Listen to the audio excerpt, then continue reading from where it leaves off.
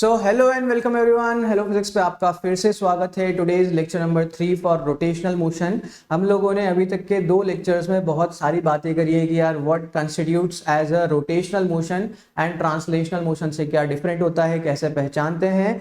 कल मैंने आप लोगों से बात करी थी कि कुछ स्पेशल पैरामीटर्स हमने इंट्रोड्यूस कर रहे हैं टू स्टडी रोटेशनल मोशन। उनमें से एक पैरामीटर, बहुत इंपॉर्टेंट पैरामीटर होता है मूवमेंट ऑफ इनर्शिया। तो मूवमेंट ऑफ इनर्शिया आज हम लोग थोड़ा डिटेल में देखने वाले हैं इन लेक्चर नंबर 3। आप लोगों ने फर्स्ट और सेकंड लेक्चर अगर नहीं देखा है तो यार उसको जरूर से देख लो, बिकॉज फिजिक्स ऐसी चीज है, एक के ऊपर एक के ऊपर एक बिल्ड होती है। You have to study Newton's laws of motion before you study work energy power, then you have to study these two chapters before you study अपना centre of mass and collision, और फिर ये सारे chapters आपके पढ़े हुए होना चाहिए before you study rotational motion. तो ऐसे ही अपने एक लेक्चर नंबर 1 और लेक्चर नंबर 2 जो है वो बिना देखे आप लेक्चर नंबर 3 देखेंगे यार वो मजा नहीं आएगा, है ना। Movement of inertia is fairly an independent topic. वैसे आप लोग चाहो तो लेक्चर नंबर 3 देख सकते हो डायरेक्टली, बट यूज क्यों होता है, क्या काम आने वाला है, वो सारी चीजें कनेक्ट करने के लिए आई वुड सजेस्ट कि 0 to हीरो कोर्स है, तो 0 से हीरो बनने के लिए सारे लेक्चर्स देखें, है ना। सो सारी बातचीत करते हैं यार आज के लेक्चर में, but before that let me introduce myself. This is your own भैया भाई Siddharth general BTech and MTech from IIT Roorkee. आप लोगों के लिए 8 साल से ज़्यादा से मैं फिजिक्स से रिलेटेड बहुत सारा अच्छा कोर्स कंटेंट लेके आ रहा हूँ। मैं IIT rank was 1448 in general category, और फिर वही रुड़की से इलेक्ट्रॉनिक्स एंड कम्युनिकेशन में मैंने ग्रेजुएशन किया है, ठीक है। बहुत सारे कॉम्पिटेटिव एग्जाम्स भी क्रैक करें, तो that is why I think कि आप लोगों को मैं बहुत सारे टिप्स एंड ट्रिक्स बताऊं कॉम्पिटेटिव एग्जाम से रिलेटेड। अपने दोस्तों के साथ ये चैनल को जरूर से शेयर करना, ताकि आप लोग, आपके जो दोस्त है वो भी हेलो फिजिक्स चैनल पे जितने भी अमेजिंग एजुकेटर्स हैं उनकी टीचिंग का फायदा उठा पाए। आप लोग भी अभी तक अगर सब्सक्राइब नहीं करे हैं तो कर लीजिए, एंड बेल आइकन दबाना बिल्कुल मत भूलना। टेलीग्राम चैनल है अनअकैडमी हेलो फिजिक्स का, यू नो वेरी वेल। आप में से most of the people have joined the Telegram channel, but अगर किसी ने ज्वाइन नहीं किया है तो this is the link to join Telegram channel. अगर किसी को नहीं आता है तो यू कैन आस्क मी कि भैया टेलीग्राम चैनल कैसे ज्वाइन करते हैं, है ना। टेलीग्राम चैनल पे आपको नोट्स, अपडेट्स, PDF सारे आने वाले सेशंस जो होते हैं और जो सेशंस हो चुके हैं उनके नोट्स, ये सारी चीज़ें हम लोग फ्री ऑफ कॉस्ट प्रोवाइड करते हैं। Absolutely there is also a paid subscription called Unacademy plus subscription. यार मेरे ख्याल से तो अभी बेस्ट टाइम है आप लोगों के लिए अनअकैडमी प्लस को ट्राई करने का, because exams are near and we have 1 month, 3 month, 6 month options available for Unacademy plus. तो एग्जाम में बहुत हेल्प करता है, बिकॉज स्ट्रक्चर्ड कोर्सेज है, टेस्ट सीरीज है, बहुत सारे आप लोगों के लिए, है ना यार। एजुकेटर जो है वो अनअकैडमी प्लस में मेहनत कर रहे हैं। जैसे अभी अभ्यास बैच स्टार्ट हुआ है 23 दिसंबर को, ज़्यादा दिन नहीं हुए हैं, इसको आप ज्वाइन कर सकते हैं for NEET 2021। There is also super rankers batch, ये भी नीट 2021 के लिए है। ये 28 को स्टार्ट हुआ है, 2 ही दिन हुए हैं। एंड देन देयर इज उम्मीद बैच जो जनवरी 3 को स्टार्ट हो रहा है। आप लोग एक सब्सक्रिप्शन अगर लेते हो तो आप इनमें से किसी भी बैच को ज्वाइन कर सकते हो, है ना। तो अनअकैडमी का सब्सक्रिप्शन 1 महीने का आप लोग अगर लोगे तो पूरा कंटेंट 1 महीने तक देख पाओगे। Any batch you can join, any test you can give, तो प्लीज कंसीडर। मेरा तो ये रिकमेंडेशन है, एग्जाम टाइम से थोड़ा सा पहले ले लो ताकि you familiarise with the Unacademy plus platform, ठीक है बच्चा। सोचना, पेरेंट्स से बात करना। बट चलो अभी अपन अपने मुद्दे की बात करते हैं, that is rotational motion. Lecture number 3 हम लोग क्या देखने वाले हैं, मूवमेंट ऑफ इनर्शिया, MOI बोलेंगे उसको अपन शॉर्ट में। मैंने कल आपको बताया था कि जो मूवमेंट ऑफ इनर्शिया होता है वो एक पैरामीटर होता है। आप लोगों को ये जब पढ़ना रहता है ना, रोटेशन, किसी भी चीज की स्टडी करना है रोटेशन की, तो कुछ चीजें काम आती है, like torque, moment of inertia, angular momentum. ये सब चीजें बहुत हेल्प करते हैं आपके, है ना। आपके जीवन में ये बाधा नहीं है कि यार ये क्या फालतू चीजें आ गई। ये चीजें जो है ना आपकी लाइफ आसान करने के लिए बनाई है, मतलब फिजिक्स, एटलीस्ट फिजिसिस्ट लोगों की लाइफ आसान करने के लिए बनी है। आप लोगों की तो तकलीफ बढ़ती है, क्यों? क्योंकि आपको इससे रिलेटेड क्वेश्चन सॉल्व करना पड़ता है। बट नहीं, ट्रस्ट मी, रियल लाइफ में these things are very important. Movement of inertia जो होता है उसका फील ये है कि यार किसी चीज को जैसे जब हम लोग धक्का देते हैं तो हम लोगों को उसमें हैवीनेस फील होती है। दैट इज उस ऑब्जेक्ट की इनर्शिया, जो न्यूटन बाबा बता के गए थे कि हर चीज के अंदर एक इनर्शिया नाम की प्रॉपर्टी होती है, कि जब भी आप उसके मोशन में चेंज लाने की कोशिश करते हो, अगर रुका हुआ है तो उसको धक्का मारने की कोशिश करते हो, और अगर चल रहा है आपकी तरफ आ रहा है उसको जब आप रोकने की कोशिश करते हो, तो you will feel the inertia of that object. हम लोगों ने कल के लेक्चर में बहुत अच्छे से वही डिस्कस किया था, हाथी चूहे के एग्जाम्पल से। If you haven't seen it, go watch that. बेटा जो एक इनर्शिया नाम की चीज होती है वो ट्रांसलेशनल मोशन में हेवीनेस बताती है। जो मूवमेंट ऑफ इनर्शिया है ना, ये किसी चीज को रोटेट करने में वो कितना हेवी फील होता है वो बताती है, वो भी मैं आपको कल के लेक्चर में बता चुका हूं। तो आज हम लोगों को देखना है कि यार ये मूवमेंट ऑफ इनर्शिया जो होता है अलग अलग ऑब्जेक्ट्स का कैलकुलेट कैसे करते हैं। कल तक हम लोग बात कर चुके हैं कि जो movement of inertia of a particle होता है, अगर m मास का पार्टिकल है और वो एक्सिस से r डिस्टेंस दूर है तो जो मूवमेंट ऑफ इनर्शिया होता है पार्टिकल का दैट इज mr²। एक बहुत ही सिंपल सी हमने ऑब्जेक्ट की मूवमेंट ऑफ इनर्शिया को भी निकाला था कि मान लो एक ये रिंग है ना, यहाँ पे बहुत अच्छे से देखा करो डायग्राम जो है वो सारे गोले जो होते हैं एक जैसे दिखते हैं कुछ, लेकिन कभी रिंग होंगे, कुछ कभी डिस्क होंगे, कुछ कभी स्फीयर्स होंगे, कुछ कभी हॉलो स्फीयर भी हो सकते हैं, कुछ कभी सॉलिड स्फीयर्स भी हो सकते हैं। सबका मूवमेंट ऑफ इनर्शिया अलग अलग होता है। तो यहाँ पे स्पेसिफिकली मैं मेंशन कर रहा हूँ कि this is a ring. Ring और डिस्क में क्या फर्क होता है? रिंग यानी कि चूड़ी या कड़ा और डिस्क यानी कि बिस्किट। तो रिंग जो है, अगर आपके पास m मास की रिंग है और उस रिंग की जो रेडियस है वो r है, ये रिंग की कुछ ना कुछ रेडियस होगी और इसके बाउंड्री पे कुछ ना कुछ मास चिपका हुआ होगा, तो वो जो टोटल मास है वो कैपिटल M है और जो रिंग की रेडियस है r। हम लोगों से अगर पूछे कि what is the movement of inertia of this ring about this axis, यहाँ पे ना इस चैप्टर में बड़ी इंपॉर्टेंट चीज है एक एक्सिस, कि आप किस एक्सिस के अबाउट गोल घुमाने वाले हो। तो जनरली तो हम लोग ऐसी जो सर्कुलर चीजें होती है उसको इस एक्सिस के अबाउट ही घुमाते हैं, लेकिन और भी एक्सिस के अबाउट घुमाया जा सकता है। ऐसी बात नहीं है कि सिर्फ एक ही एक्सिस के अबाउट इसको घुमा सकते हैं। कभी आप चूड़ी को जमीन पर रख के घुमाओगे तो वो इस एक्सिस के अबाउट घूमेगी फिर, है ना। बचपन में आई एम श्योर सब लोगों ने किया होगा कि कोई भी रिंग ली और उसको ऐसे जमीन पे गोल घुमाया, जमीन पे गोल घूमती है वो 10-15 सेकंड तक, फिर गिर जाती है, वेलोसिटी उसकी जो ओमेगा होती है कम होने पे। बट हाँ, जब आप जमीन पे रख के घुमाते हो तो आप इस एक्सिस के अबाउट उसको घुमाते हो। मैं अभी इस एक्सिस की बात नहीं कर रहा हूँ, मैं अभी इस एक्सिस की बात कर रहा हूँ कि अगर हम रिंग को ऐसे घुमाएंगे तो उसका मूवमेंट ऑफ इनर्शिया कितना फील होगा। तो बहुत सिंपल सा लॉजिक है यहाँ पे। एक पार्टिकल का मूवमेंट ऑफ इनर्शिया आपको पता है ना, m×r² के बराबर होता है। तो यहां पे आप देखोगे कि बहुत सारे पार्टिकल्स हैं, प्रॉब्लम है, बहुत सारे पार्टिकल्स का मूवमेंट ऑफ इनर्शिया ऐड करना पड़ेगा। ये पार्टिकल है, ये पार्टिकल है, ये पार्टिकल है, इनफैक्ट इनके बीच में भी पार्टिकल है। तो कंटिन्यूअस इसको मास डिस्ट्रीब्यूशन बोलते हैं कि कंटिन्यूअसली यहां से लेके यहां तक, यहां से लेके यहां तक, यहां से लेके यहां तक मास फैला हुआ है। तो ये जो सारे पार्टिकल्स हैं, इन सारे पार्टिकल्स का मूवमेंट ऑफ इनर्शिया ऐड करना पड़ेगा। लेकिन लेकिन लेकिन लेकिन यहाँ पे एक बहुत अच्छी बात है भाई, सारे ही जो पार्टिकल है उनकी एक्सिस से जो डिस्टेंस है वो r के बराबर है ना। ना तो कोई पार्टिकल एक्सिस से r से ज्यादा दूर है, ना कोई पार्टिकल एक्सिस से r से ज्यादा पास है।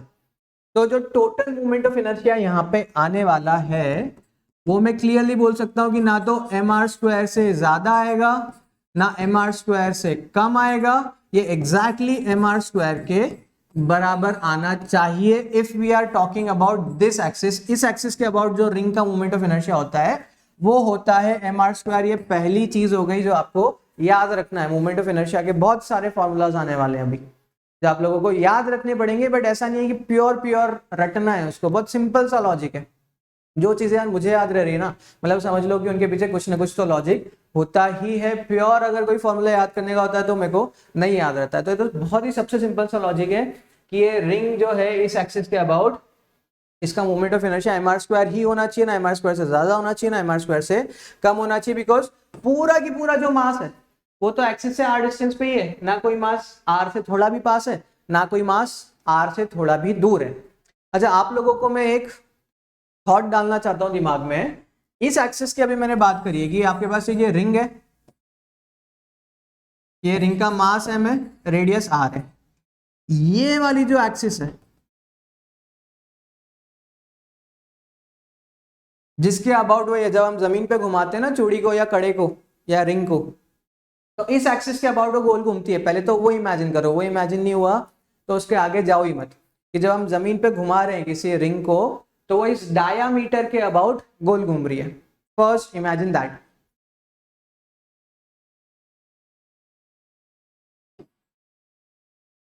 तो अगर आप लोगों को क्लियर है पिक्चर कि इस एक्सिस के अबाउट जो मूवमेंट ऑफ इनर्शिया है, इस एक्सिस के अबाउट अगर हम लोग गोल घुमाते हैं तो भी रिंग को घुमा सकते हैं। बहुत सारी चीजों को बहुत सारी एक्सिस के अबाउट घुमा सकते हैं यार, है ना। जैसे रॉड के केस में आपको मैं बताऊं, ये रॉड है रॉड को आप चाहो तो इस एक्सिस के अबाउट घुमा सकते हो, रॉड को आप चाहो तो इधर से अटैच कर दो और इसके अबाउट गोल घुमाओ। बहुत सारी चीज़ों को बहुत सारी एक्सिस के अबाउट घुमाया जा सकता है। तो रिंग के केस में मैंने अभी आपको एक नई एक्सिस बताई है। एक एक्सिस ये थी जो प्राइमरी एक्सिस है, जो इसके सेंटर से पास होती है। जैसे साइकिल का टायर है और साइकिल का टायर जब गोल घूमता है तो वो इस एक्सिस के अबाउट गोल घूमता है भाई। ये जो बोर्ड के बाहर आ रही है एक्सिस जो इसके एकदम सेंटर से पास होती है और परपेंडिकुलर टू द प्लेन होती है, तो इस एक्सिस के अबाउट तो मूवमेंट ऑफ इनर्शिया हम लोगों ने देख लिया mr स्क्वायर है, उसमें कोई डाउट नहीं होना चाहिए। बिकॉज मास डिस्ट्रीब्यूशन लॉजिकली पूरा की पूरा r डिस्टेंस पे, ना तो r से ज्यादा पे कोई मास है ना r से कम पे कोई मास है।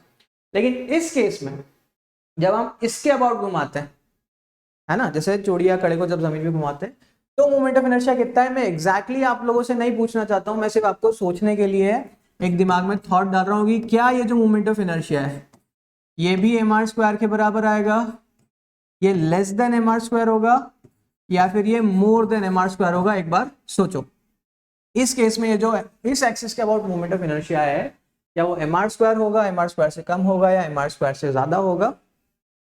तो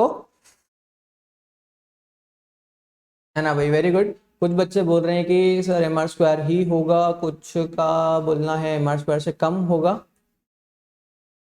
कुछ सारे, मतलब बेसिकली तुमको कोई भी ऑप्शन दे रहा है तुम लोग सारे ही आंसर दे देते हो। But the correct answer for this should be I should be less than mr square, है ना। एग्जैक्टली कितना है वो हम लोग देखेंगे, बहुत आसान होता है निकालना, लेकिन उससे ज्यादा इंपॉर्टेंट है कि लॉजिक बिल्ड होना चाहिए आपका। भाई फॉर्मूले तो याद हो जाएंगे आप लोग, रटने के अंदर मास्टर हो मेरे को पता है, लेकिन लॉजिक जो है उनको भी पकड़ा करो। बिना लॉजिक के फॉर्मूला रटना जो है बहुत बड़ा पाप है। तो देखो यहाँ पे क्या लॉजिक है कि इस केस में ये वाला जैसे मास देखोगे तो सही बात है, ये तो एक्सिस से r डिस्टेंस पे है, लेकिन आप इस जैसे मास की बात करते हो, बहुत सारे मास से बना हुआ है ना पार्टिकल, बहुत सारे छोटे छोटे पार्टिकल से रिंग बनी हुई है। तो इसके अंदर ऐसा है कि कुछ लोग ऐसे हैं जो एक्सिस के काफी पास है, ये तो भाई एक्सिस पे ही है ये वाला जो पॉइंट है।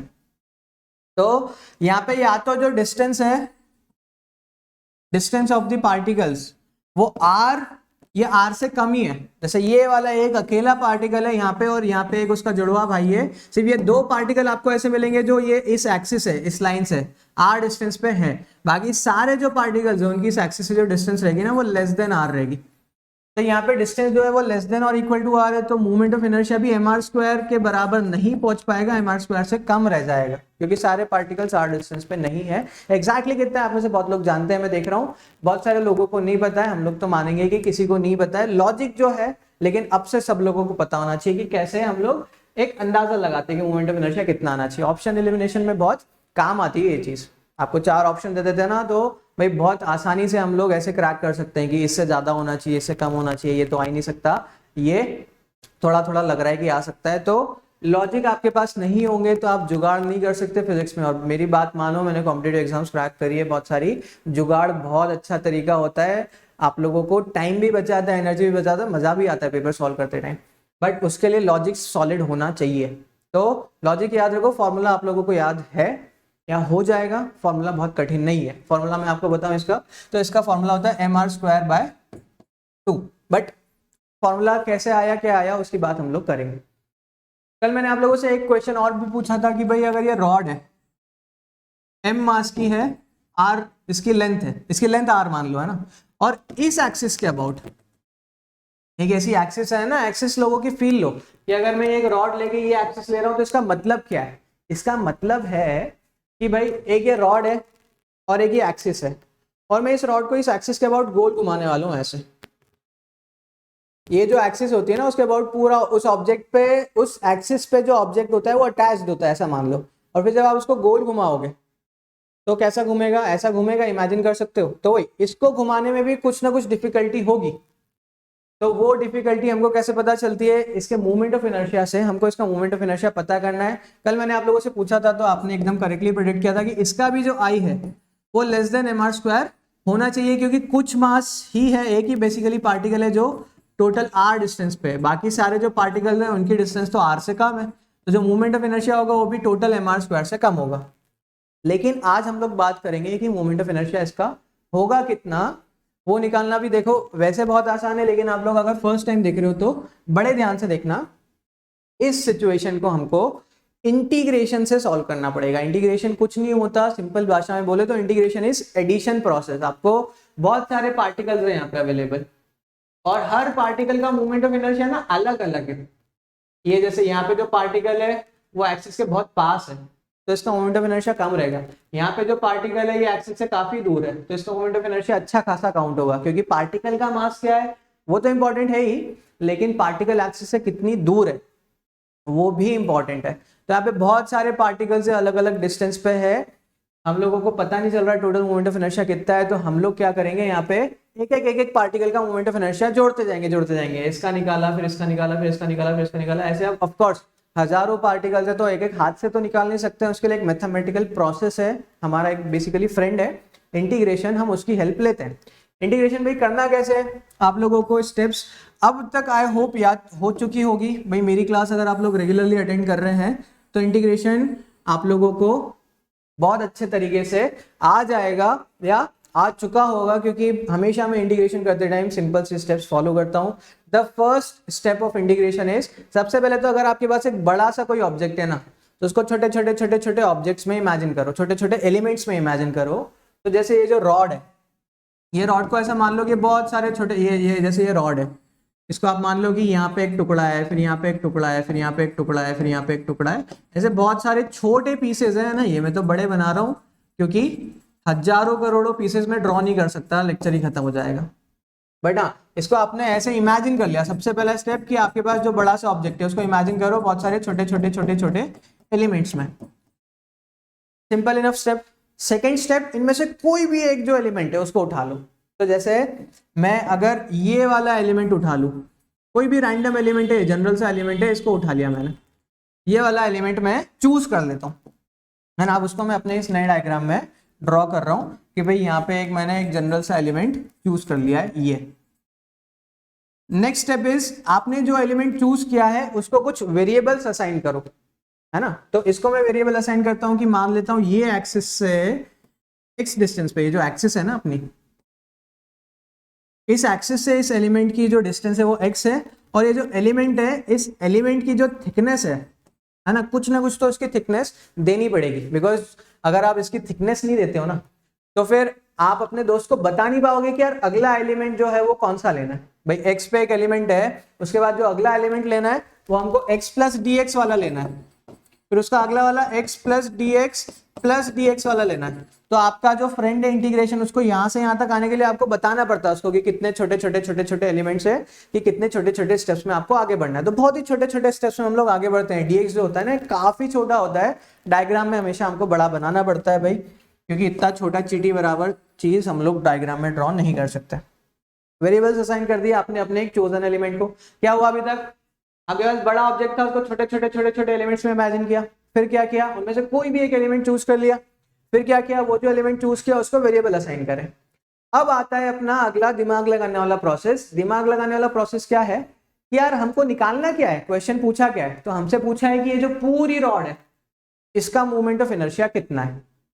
तो अब हमको पता है कि पूरी रॉड का जो मूवमेंट ऑफ इनर्शिया है वो अगर मैं ऐसे सारे छोटे एलिमेंट्स का मूवमेंट ऑफ इनर्शिया जोड़ दूंगा तो मिल जाएगा, है ना।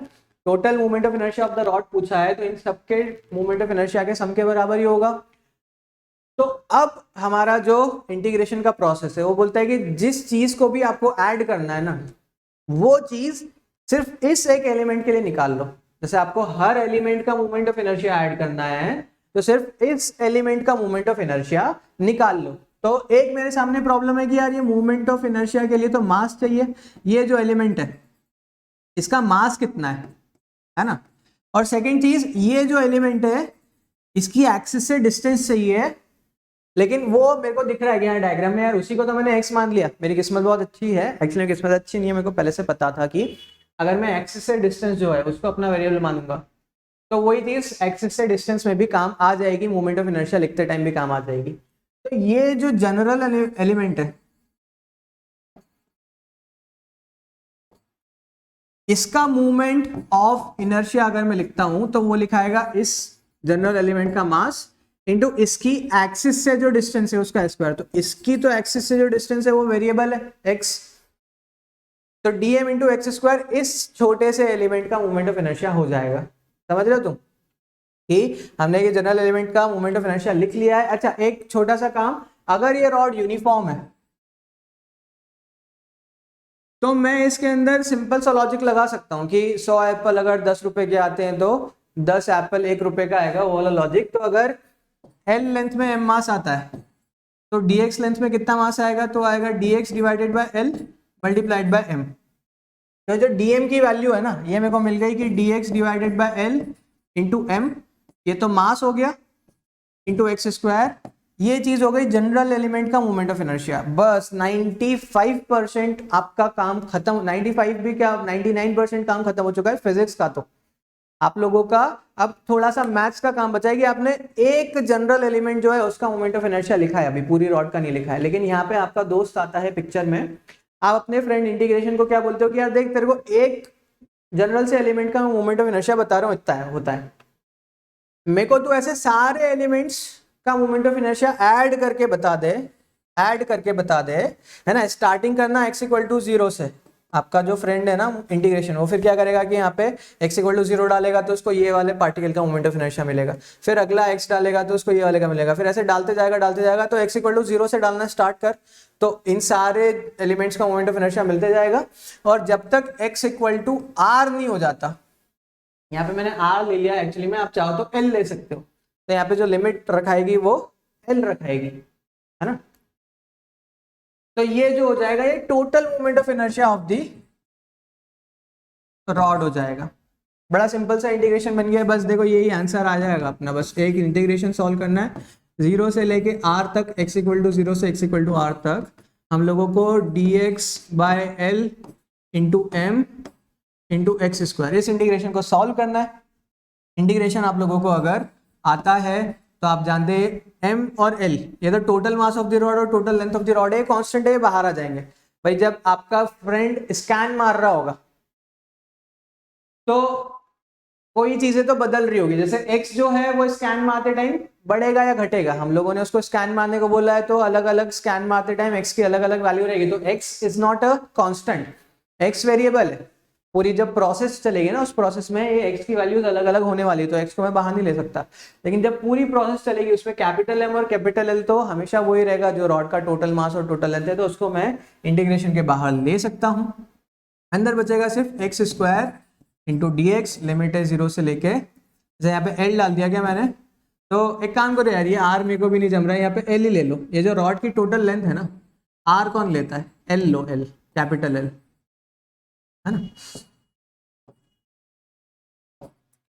तो रॉड की टोटल लेंथ जो है वो कैपिटल L है, तो हमको लिमिट्स डालनी है 0 से लेके कैपिटल L तक। एक्स स्क्वायर का इंटीग्रेशन करोगे तो x क्यूब बाय 3 आएगा, इसमें लिमिट्स डालेंगे 0 से लेके L तक, बाहर m अपॉन L पड़ा है उसको भूल मत जाना।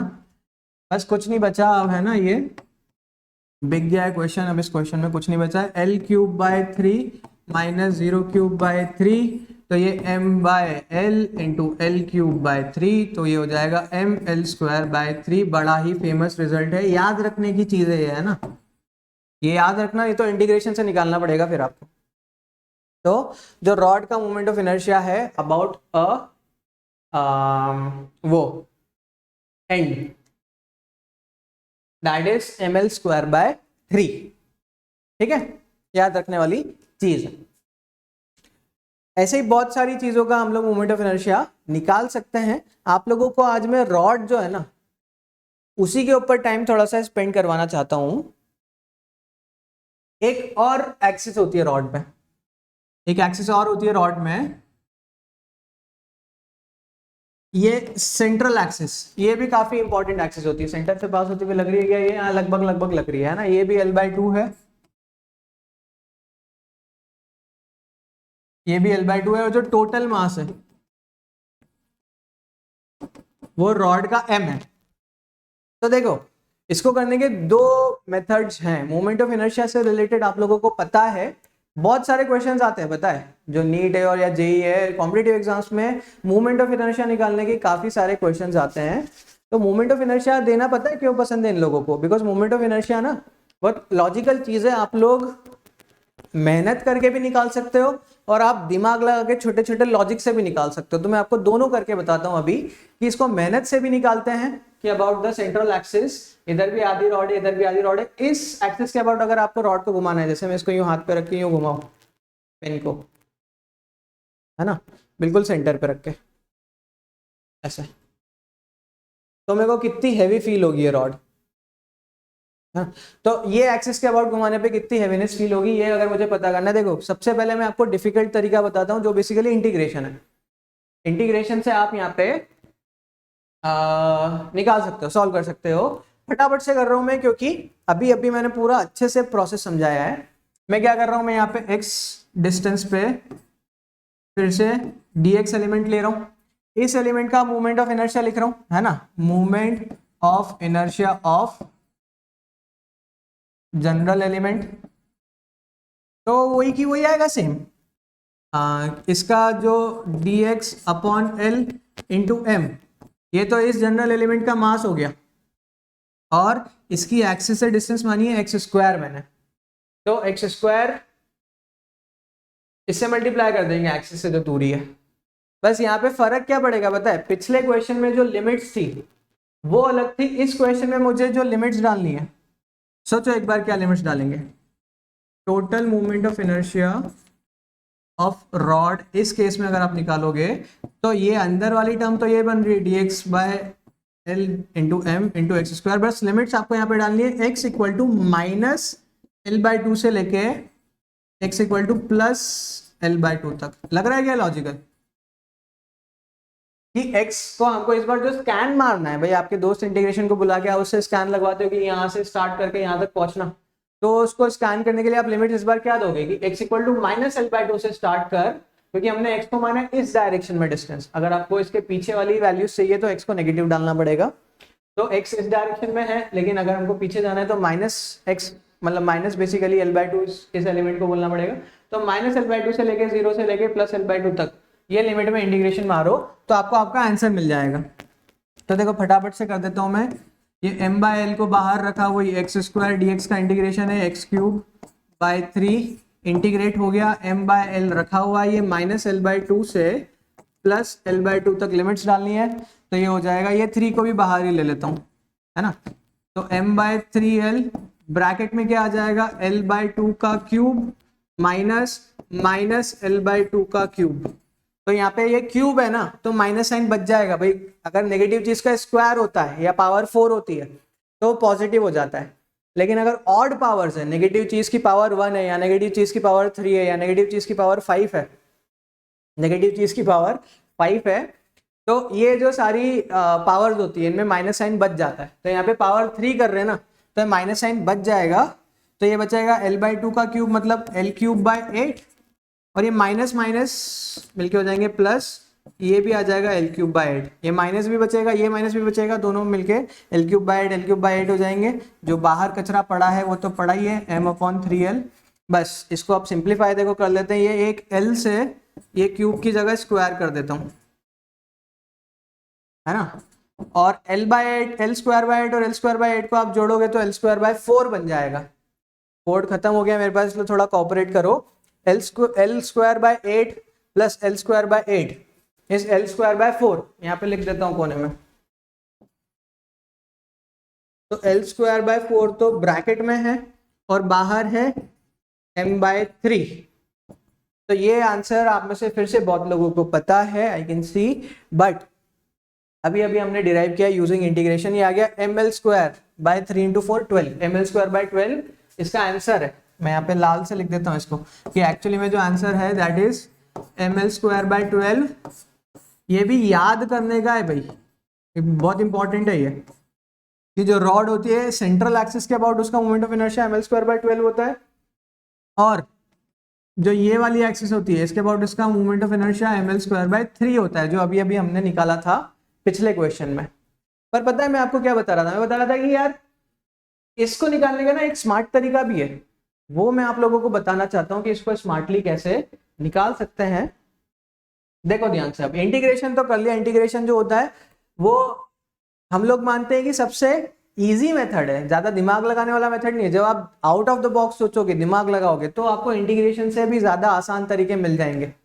तो यहाँ पे देखो, ये जो अपने पास सिनेरियो है, इसको करने का अल्टरनेट मेथड बताता हूं आपको। क्या सिचुएशन है, एक रॉड है अपने पास, उसकी जो सेंट्रल एक्सिस है, इसके अबाउट मोमेंट ऑफ इनर्शिया पूछा है ना। अब हमको एक चीज पता है, वी नो कि कोई भी अगर एक्सिस के इस साइड रॉड होती है तो उसका जो मोमेंट ऑफ इनर्शिया होता है वो होता है mL²/3। इस एक्सिस के अबाउट नहीं पता, इस एक्सिस के अबाउट पता है। तो पता है यहाँ पे आप क्या मान सकते हो कि ये पूरी सिंगल रॉड नहीं है, एक्चुअली में ये दो रॉड्स है। एक रॉड है इस तरफ छोटी L/2 लेंथ की, एक तो ये रॉड हो गई जिसका मास भी m/2 है और जिसकी लेंथ भी L/2 है। और यहाँ पे हमारे पास एक और रॉड है, ये इसका मास भी m/2 है और इसकी लेंथ भी L/2 है ना। ध्यान से देखो भाई, मेरे पास एक बड़ी चीज है, फिजिक्स में हमेशा यू कैन कंसीडर कि कोई भी बड़ी चीज छोटी छोटी चीजों से मिलकर बनी है। तो मैं यहाँ पे ये मान रहा हूँ कि नहीं, मेरे पास एक सिंगल रॉड नहीं है, मेरे पास तो दो दो रॉड है जो जुड़ी हुई है। एक रॉड है ये रेड कलर की जो m/2 मास की और L/2 लेंथ की है, और एक रॉड है ये ब्लू कलर की जो भी m/2 मास की और L/2 लेंथ की है। तो अगर इसका मोमेंट ऑफ इनर्शिया मुझे मिल जाए और इसका मोमेंट ऑफ इनर्शिया मुझे मिल जाए और फिर मैं दोनों के मोमेंट ऑफ इनर्शिया को जोड़ दूं, तो मेरे को ये जो टोटल ऑब्जेक्ट है इसका मोमेंट ऑफ इनर्शिया मिल जाएगा, है ना। लॉजिक समझ में आया कि ये बड़ी सी रॉड जो थी उसको मैंने मान लिया कि नहीं, वो एक्चुअली में दो छोटी छोटी रॉड से मिलकर बनी हुई है, और इस छोटी रॉड का मोमेंट ऑफ इनर्शिया मैं निकाल सकता हूँ क्योंकि ये ऐसा वाला केस ही है। ये इस रॉड के लिए तो इस एक्सिस के अबाउट निकालना है ना आपको मोमेंट ऑफ इनर्शिया। तो इस रॉड का इस एक्सिस के अबाउट मोमेंट ऑफ इनर्शिया देखो कैसे लिखना है, ध्यान से। बहुत बच्चे यहाँ पे गलती करते हैं, वो तो रट ही लेते हैं कि mL²/3 होगा। भाई mL²/3 तब होता है जब रॉड का मास होता है m और इसकी लेंथ होती L। हमारी रॉड का मास है m/2 और इसकी लेंथ है L/2। तो इसका जो मोमेंट ऑफ इनर्शिया आएगा ना, इसका जो मोमेंट ऑफ इनर्शिया आएगा वो लिखना तो आपको mL²/3 ही है, लेकिन m की जगह इसका मास रखना है, तो इसका मास है m/2 और L की जगह इसकी लेंथ रखना है जो कि है L/2। तो इसका मास इंटू इसकी लेंथ का स्क्वायर डिवाइडेड बाय 3। तो ये कितना हो जाएगा, ये हो जाएगा mL²/24। करके देखो इसको, है ना। तो जो ये रेड वाली रॉड है इसका मोमेंट ऑफ इनर्शिया निकला mL²/24। अभी ये जो ब्लू वाली रॉड है इसका भी मोमेंट ऑफ इनर्शिया आप निकालोगे तो ये सेम टू सेम आएगा mL²/24। और फिर आपको जब टोटल मोमेंट ऑफ इनर्शिया चाहिए, टोटल ऑफ बोथ, तो आप लोग क्या कर सकते हो, आप इन दोनों को ऐड करोगे mL²/24 mL²/24 को, तो देखो वही mL²/12 आपको मिलेगा। तो देखो बिना इंटीग्रेशन के आपने एक फॉर्मूला पता है उसको यूज करके दूसरा फॉर्मूला बना लिया। इंटीग्रेशन कर सकते हैं, उसके अंदर कोई गलती नहीं, integration is always good. But आप लोग जो है वो थोड़ा लॉजिक लगाओगे ना, तो बिना इंटीग्रेशन के भी आपका जो प्रॉब्लम है वो सॉल्व हो जाएगा। ठीक है, तो ये आप लोगों के लिए एक प्रैक्टिस या होमवर्क क्वेश्चन मान लो कि इस एक्सिस के अबाउट निकालना है जिसमें यहाँ पे L/4 है और यहाँ पे 3L/4 है। टोटल रॉड का मास m ही है और यूनिफॉर्म है ना। बहुत सारे बच्चों को बहुत सारी मेथड्स आती है इसकी, एक कुछ तो भी पैरेलल एक्सिस थ्योरम नाम की चीज़ होती है, वो भी इसमें यूज़ कर सकते हैं। इनफैक्ट परपेंडिकुलर एक्सिस थ्योरम भी यूज़ कर सकते हैं। बहुत सारे तरीके हैं इसको करने के, वही तो मैं बोल रहा हूँ। बट अभी अभी आपने कुछ लॉजिक सीखा है, वो बेस्ट लॉजिक है मेरे हिसाब से। तो पैरेलल एक्सिस थ्योरम यूज़ करने की भी इसमें ज़रूरत नहीं है, एक छोटा सा लॉजिक यूज करके इसका मोमेंट ऑफ इनर्शिया निकाल के देखो, फिर इंटीग्रेशन से निकाल के देखना, वही आंसर आना चाहिए।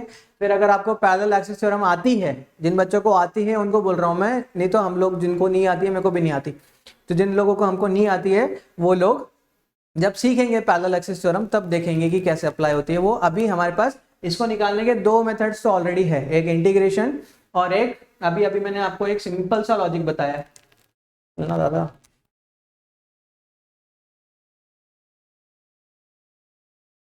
हाँ, ये सिंपल सा लॉजिक बताया कहाँ गया। A thing can be considered into two different things, छोटे छोटे एलिमेंट्स में तोड़ सकते हो, ठीक है। तो रॉड जो होती है उसका मोमेंट ऑफ इनर्शिया हम लोग ऐसे निकाल सकते हैं। अब एक अच्छा ऑब्जेक्ट है, उसकी बात करते हैं। एक अच्छा ऑब्जेक्ट है that is square plate. Square plate नहीं है, रेक्टेंगुलर प्लेट है, कोई बात नहीं।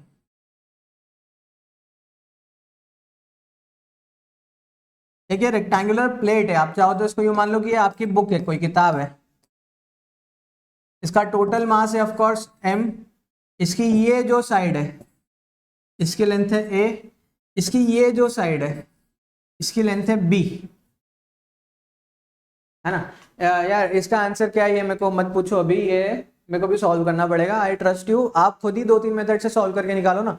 अगर सबसे सेम आ रहा है तो मतलब मोस्ट प्रोबेबली आप सही हो। अगर आपके जो अलग अलग मेथड्स है उनमें अलग अलग आंसर आ रहा है तो मेरे ख्याल से मतलब कोई कोई ना कोई ऑफकोर्स किसी न किसी मेथड में तो गड़बड़ है।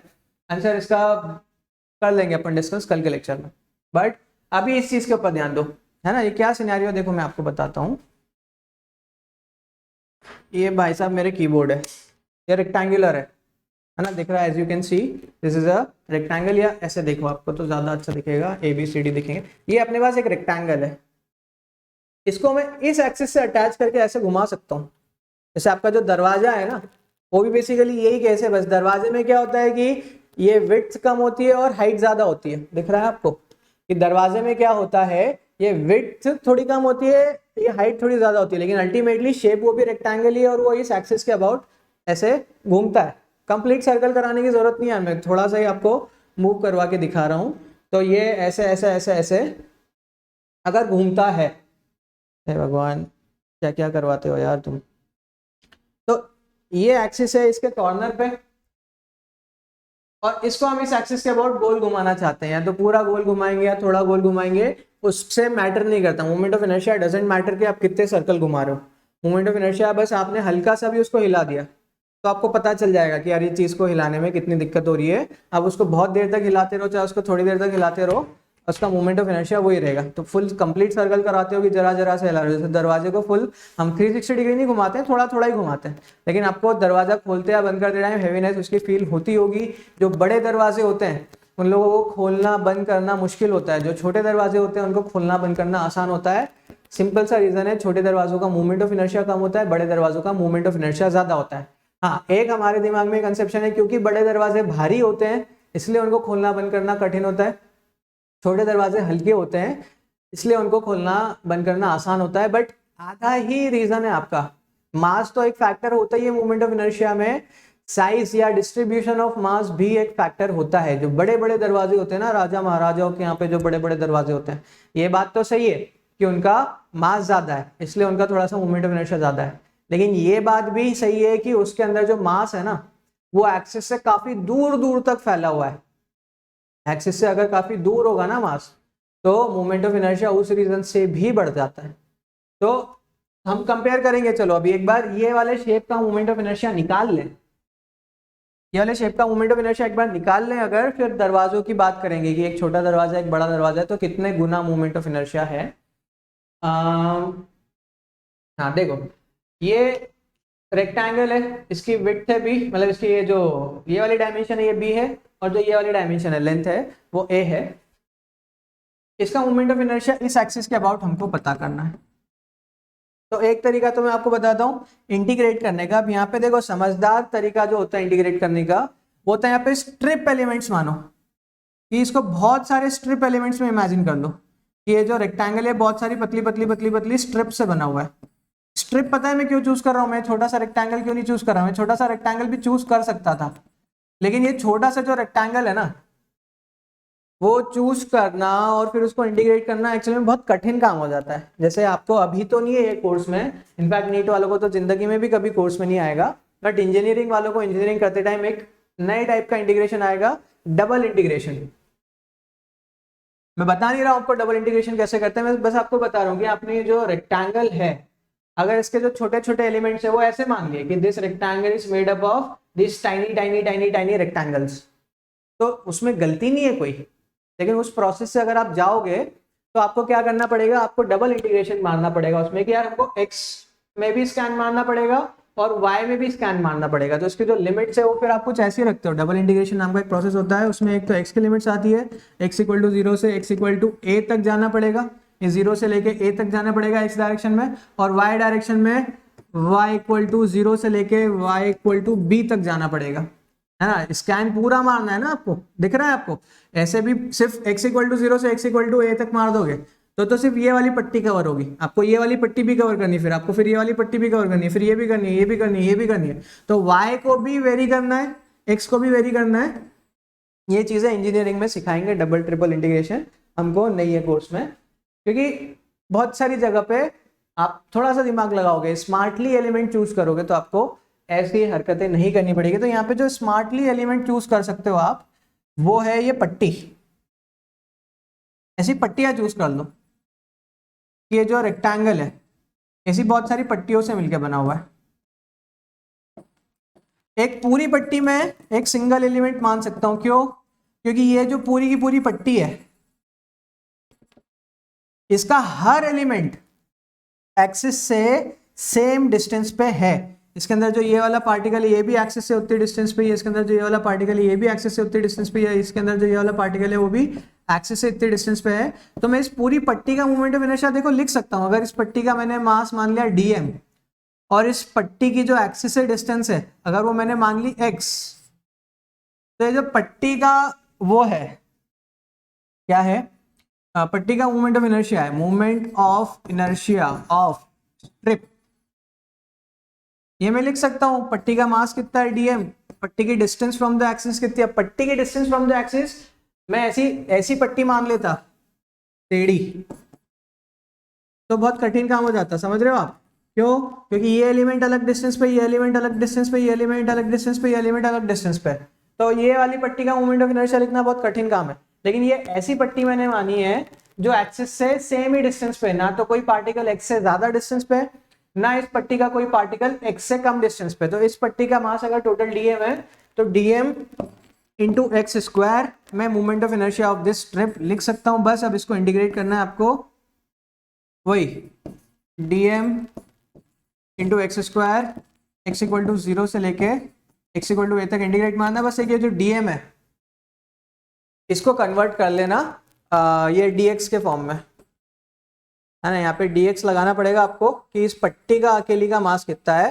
तो dm भी आपको मैं बता देता हूँ, dm कितना आएगा, dm आएगा dx divided by a into m। देखो लॉजिकली सोचो यार, यूनिटरी मेथड बहुत साल हो गए अपने को पढ़ते पढ़ते कि ये टोटल a विड्थ में m मास फिट है, तो dx विड्थ में ये जो विड्थ है इतनी सी, ये dx जो विड्थ है इसमें कितना मास फिट होगा। तो फिर से यूनिटरी मेथड, इतनी में m मास है तो इतनी में कितना, तो dx divided by into m।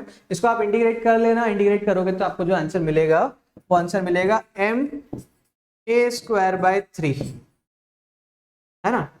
अब ये रिजल्ट याद रखने का नहीं है, याद रखने का नहीं है, आपको बताता हूँ क्यों। क्योंकि इसमें आप ऑब्जर्वेशन करोगे ना तो आपको बहुत ही सिंपल सिंपल से लॉजिक मिलेंगे। जैसे लॉजिक क्या है, सबसे पहले तो ऑब्जर्वेशन देखो, ऑब्जर्व क्या हो रहा है यहाँ पे कि ये फॉर्मूला काफी कुछ रॉड के रिजल्ट से मैच हो रहा है। रॉड का जो रिजल्ट होता है ml स्क्वायर बाय 3, पहली चीज तो ये।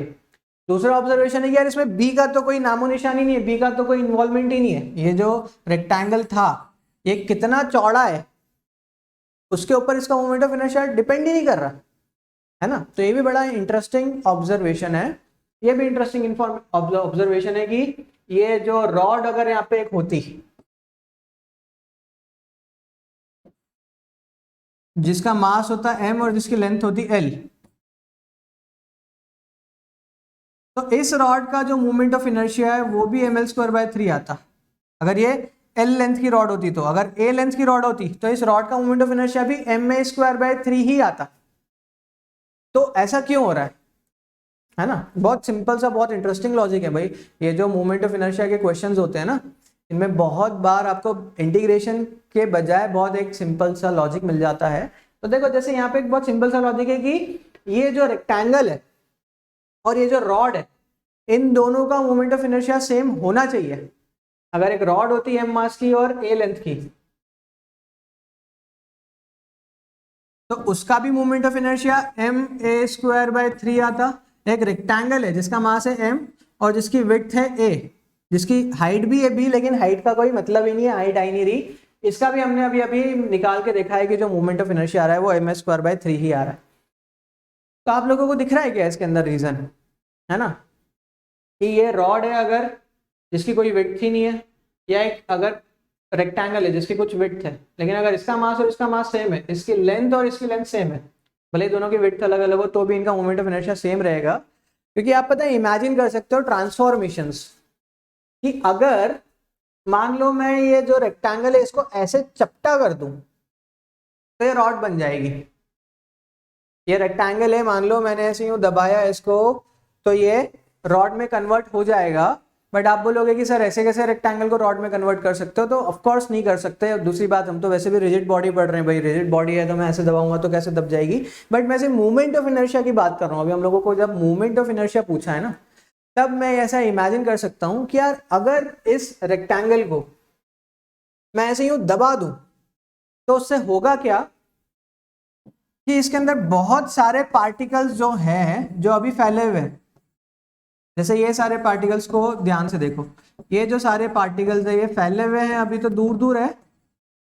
ये सारे पार्टिकल्स इकट्ठे होके एक ही जगह पे आ जाएंगे। ये जो सारे पार्टिकल्स है ये इकट्ठे होके एक सिंगल जगह पे पहुंच जाएंगे। लेकिन एक बहुत इंटरेस्टिंग चीज हो रही है यहाँ पे कि ये जो सारे पार्टिकल्स है ना, इनकी पहले भी एक्सिस से जो डिस्टेंस थी वो x थी, और क्योंकि मैंने इनको ऐसे दबाया है, इनको यहीं की यहीं दबाया है, तो इनकी जो एक्सिस से मैंने दूरी है वो बदलने नहीं दी। मैं ट्रांसफॉर्मेशन अगर ऐसा करता कि ये जो रेक्टेंगल है इसको यूं दबा देता, यूं दबा देता, तो जो कुछ पार्टिकल्स है वो एक्सिस के पास आ जाते, तो मूवमेंट ऑफ इनर्शिया बदल जाता। लेकिन मैं कैसा ट्रांसफॉर्मेशन कर रहा हूँ, मैं यूं चपटा करने का ट्रांसफॉर्मेशन कर रहा हूँ। तो उससे क्या हो रहा है, पार्टिकल्स मूव कर भी रहे हैं ना, तो एक्सिस से उनकी दूरी नहीं बदल रही है। तो अगर मैं इसको चपटा करके रॉड बना भी देता हूँ तो भी मूवमेंट ऑफ इनर्शिया पे कोई फर्क नहीं पड़ेगा ना। तो अभी भी कोई पार्टिकल एक्सिस से दूर गया है, ना अभी भी कोई पार्टिकल एक्सिस के पास आया है। आप ऐसे दबा दोगे तो मैं ये लॉजिक नहीं लगा सकता, पर आप ऐसे अगर इसको चपटा करते हो तो आई कैन से कि the movement of inertia will remain same if I do this transformation. तो इस रेक्टेंगल को आप अगर ऐसे चपटा कर देते हो तो ये रॉड बन जाती है। मैं बोल सकता हूँ बिकॉज ऑफ दिस लॉजिक की जो रेक्टेंगल का मोमेंट ऑफ इनर्शिया है वही वही इस रॉड का मोमेंट ऑफ इनर्शिया रहेगा। और रॉड का हमको पता है ml²/3 होता है। अभी ये जो रॉड बनी है ये a लेंथ की बनी है और m मास की बनी है, तो इस रॉड का मोमेंट ऑफ इनर्शिया ma²/3 है, इसलिए जो रेक्टेंगल है हमारे पास इसका भी मोमेंट ऑफ इनर्शिया ma²/3 ही आना चाहिए। ठीक है, logic well and good.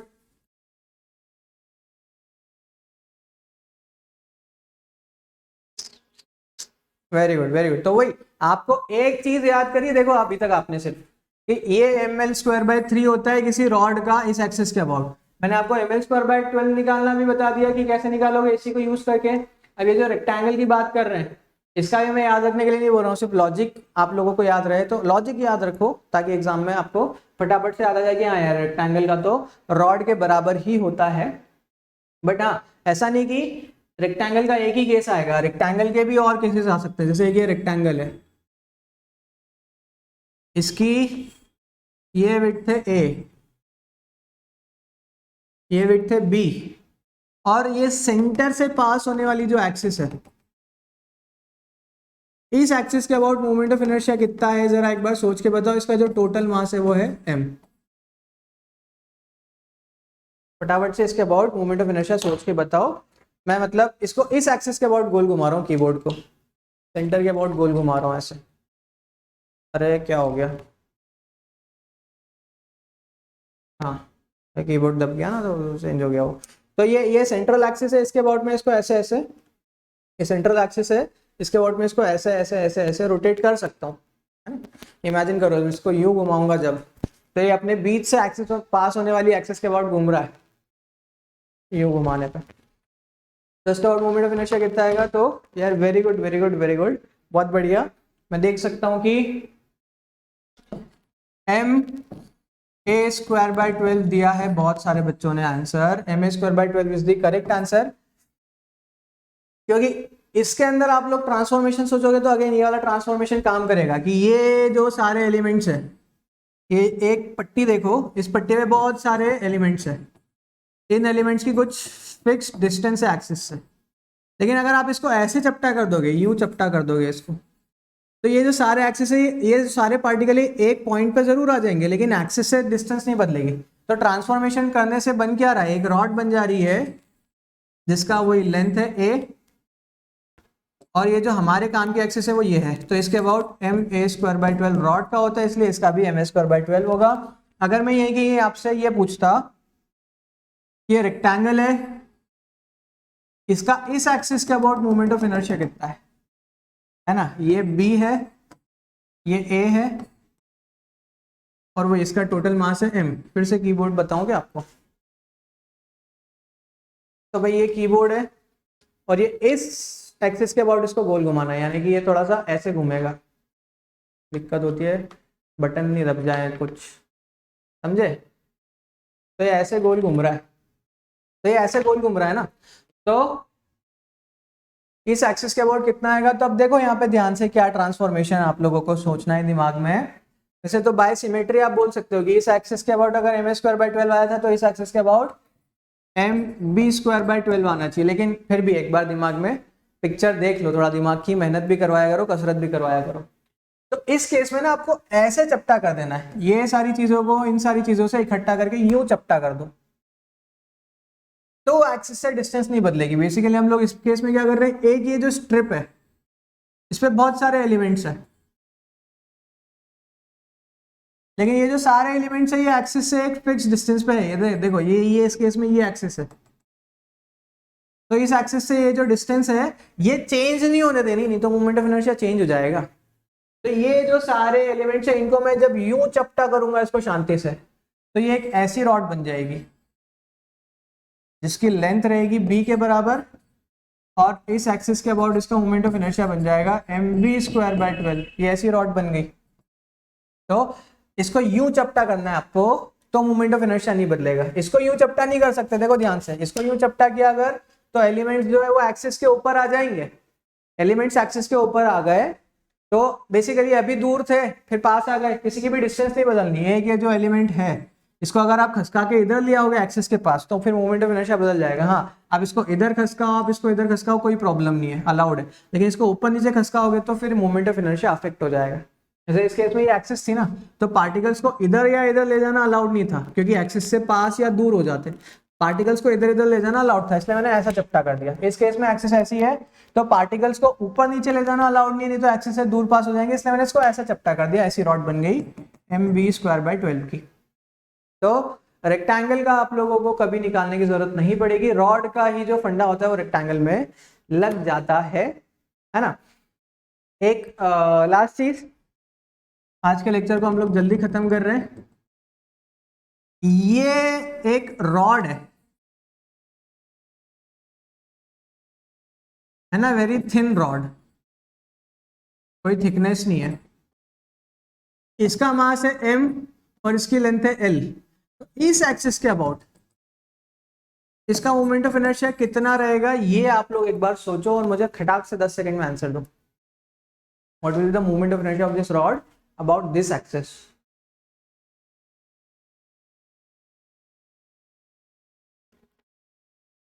Nice भाई, द करेक्ट आंसर जो है वो आ चुका है कमेंट बॉक्स में।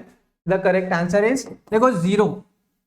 सिंपल सा लॉजिक है, कोई कैलकुलेशन नहीं करना कि सारे पार्टिकल्स एक्सिस पे रखे हुए हैं, कोई ट्रांसफॉर्मेशन करने की जरूरत नहीं है, कुछ भी सोचने की जरूरत नहीं है। रॉड जो होती है बहुत ही पतली सी है, तो रॉड का जितना भी मास है वो एक्सिस के ऊपर ही रखा हुआ है, तो किसी भी पार्टिकल का कोई मूवमेंट ऑफ इनर्शिया नहीं है, बिकॉज एक्सिस से डिस्टेंस होना जरूरी है।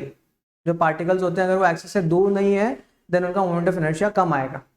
तो यहाँ पे जो मूवमेंट ऑफ इनर्शिया इस एक्सिस के अबाउट वो 0 आएगा।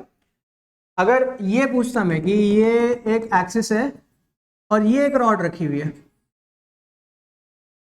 ये m मास की रॉड है और ये यहाँ से d डिस्टेंस पे, इस एक्सिस से ये जो रॉड है d डिस्टेंस पे रखी हुई है।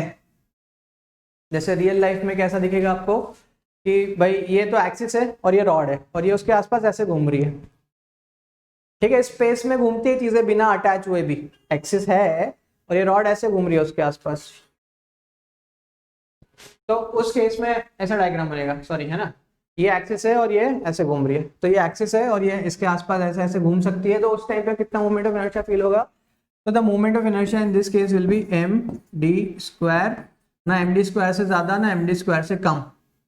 और आगे जाके मेथड्स आएंगे, कुछ लोग पैरेलल एक्सिस थ्योरम से भी इसको निकाल सकते हैं, बहुत समझदार लोग जो होंगे उन लोगों को दिखेगा कि यहाँ पैरेलल एक्सिस थ्योरम यहाँ पे लग सकती है, अपन जब पढ़ेंगे तब भी मैं बताऊंगा, बट अभी के लिए तो सिंपल सा लॉजिक है यार, फालतू ज्यादा कॉम्प्लिकेटेड लॉजिक में क्यों जाना। ये जो पूरा मास है ये ना तो डी से ज्यादा डिस्टेंस पे रखा है ना डी से कम डिस्टेंस पे रखा है, तो total moment of inertia m D square ही होना चाहिए, है ना। एक और चीज पता नहीं यार, कुछ इंटरेस्टिंग बात बताने वाला था मैं भूल गया, चलो कोई बात नहीं। अब हम लोग कॉम्प्लिकेटेड थोड़े रिंग्स के डिस्क के मोमेंट ऑफ इनर्शिया कल के लेक्चर में देखेंगे, कल नहीं, हाँ यार सॉरी, कल जो है कल आई एम रियली सॉरी, कल 31st नाइट है, so we are not meeting tomorrow, even though कल जो है वो थर्सडे ही है, बट कल 31st की रात है, आप लोग भी ब्रेक लो, मैं भी थोड़ा सा ब्रेक ले रहा हूँ, एंड हम लोग जो है वो अब सीधे न्यू ईयर पे मिलेंगे 1st ऑफ जनवरी 2021 को लेक्चर नंबर 4 के साथ, है ना। कल एक दिन की छुट्टी है आप लोगों की, रोज रात को 9 बजे हम लोग मिलते ज़रूर है, बड़ा वो बन चुका है रिचुअल रोज रात को 9 बजे मिलने वाला, but tomorrow 9 PM will be a break for you guys. 31st जो है आप लोग चाहे तो एंजॉय कर सकते हैं, कुछ रेजोल्यूशंस लीजिएगा अच्छे कि यार आने वाला साल है, एग्जाम्स भी आ रहे हैं, तो पढ़ाई जो है लपक के स्टार्ट करो, लपक के अपना रूटीन सुधार लो, लपक के आपके जो बैड हैबिट्स है वो छोड़ दो, ये सारी चीज़ें आप लोग न्यू ईयर के टाइम पे करोगे, थोड़ा फॉलो करोगे अप टू, आप लोगों का आधा साल भी फॉलो हो गया रेजोल्यूशन तो बहुत हेल्प कर जाएगा, राइट। तो रेजोल्यूशन स्लो यार, है ना, ऐसा नहीं कि रेजोल्यूशन फॉलो नहीं होते तो लेना ही नहीं है, आप लोग रेजोल्यूशन लीजिए एंड उनको जितना हो सके उतना फॉलो करने की कोशिश कीजिए, एटलीस्ट लाइफ में कुछ तो फायदे देंगे ही, ठीक है। तो हम लोग कल नहीं मिलेंगे, हम लोग मिलेंगे परसों, हाँ आज रात को जरूर से, अभी 11 बजे मेरा डाउट क्लियरिंग सेशन है, रात को 11 बजे डाउट क्लियरिंग सेशन में आज के आप लोग आके मुझसे डाउट्स पूछ सकते हैं, आपको अगर आज कुछ डाउट्स है तो, and I will be available from 11 PM to 1 AM, रात को 11 से 1 बजे तक डाउट क्लियरिंग सेशन है, स्पेशल क्लास है, यूट्यूब पे नहीं है, तो वहाँ पे आगे मुझसे मिलो अभी अभी, है ना। एंड कल जो है कल हम लोग नहीं मिलेंगे, परसों जो है 1 जनवरी को हमारी मुलाकात होने वाली है बच्चों, तो सी यू देन। आप लोगों ने भाई अभी तक टेलीग्राम चैनल नहीं ज्वाइन किया तो ज्वाइन कर लो, thank you for attending today session, एक तो आप लोग रेगुलरली आते हो, बड़ा अच्छा लगता है मेरे को, एंड टेलीग्राम चैनल ज्वाइन करना आप लोगों को पता है, ज्वाइन कर चुके हो मोस्ट ऑफ द स्टूडेंट्स, नहीं ज्वाइन किया तो करो, अनअकैडमी प्लस का सब्सक्रिप्शन जो है वो अभी लेने का मेरे हिसाब से तो जो सबसे बेस्ट टाइम होता है कि अगर आप लोगों को क्विक कुछ चाहिए अपनी स्टडीज़ में upgrade, then there is Unacademy plus subscription for you, exams में बहुत काम बहुत काम आता है, for revision, for concept clearance, for test series, है ना। और एजुकेटर्स भी वहाँ पे बहुत सारे अवेलेबल है, स्ट्रक्चर्ड कोर्सेज आप लोगों को वहाँ पे मिलते हैं, अनलाइक यूट्यूब पे बहुत सर्च करना पड़ता है, माथा पच्ची करनी पड़ती है, आप लोगों के पास स्ट्रेट फॉरवर्ड नहीं है तरीका। इंडिया के जो बेस्ट एजुकेटर्स हैं अनअकैडमी सब्सक्रिप्शन के बाद आप लोगों के लिए ओपन हो जाएंगे, सब बढ़िया बढ़िया कोर्सेज चालू होते रहते हैं रेगुलरली, लाइक द अभ्यास बैचेस स्टार्टेड ऑन 23rd, ये जो सुपर रैंकर्स बैच है 28 को स्टार्ट हो गया है, और जो उम्मीद बैच है वो जनवरी 3rd को स्टार्ट हो रहा है। आई रिकमेंड कि कोई ना कोई इनमें से बैच स्टार्ट कर दो ज्वाइन नीट 2021 के लिए, अगर आप प्रिपेयर कर रहे हो तो, है ना। आप लोगों को आइकॉनिक सब्सक्रिप्शन लेना तो you can go for it, but आप लोग जब भी सब्सक्रिप्शन ले याद रखना you have to use the code BS Jindal if you want to support me. आप लोगों का प्यार मुझ तक पहुंचेगा, मुझे पता चलेगा कि यार आप लोगों को मेरी टीचिंग पसंद आ रही है। आप लोग चाहें तो कोई अच्छे अपने फेवरेट एजुकेटर का कोड भी यूज कर सकते हैं, you will get 10% of on the Unacademy plus subscription, ठीक है बच्चों। तो थैंक यू वेरी मच, आप लोगों से मैं मिलूंगा जनवरी 1 ऑन हेलो फिजिक्स रात को 9 बजे फॉर लेक्चर नंबर 4। तब तक के लिए tata bye bye, happy new year सभी बच्चों को, एंड लव यू ऑल।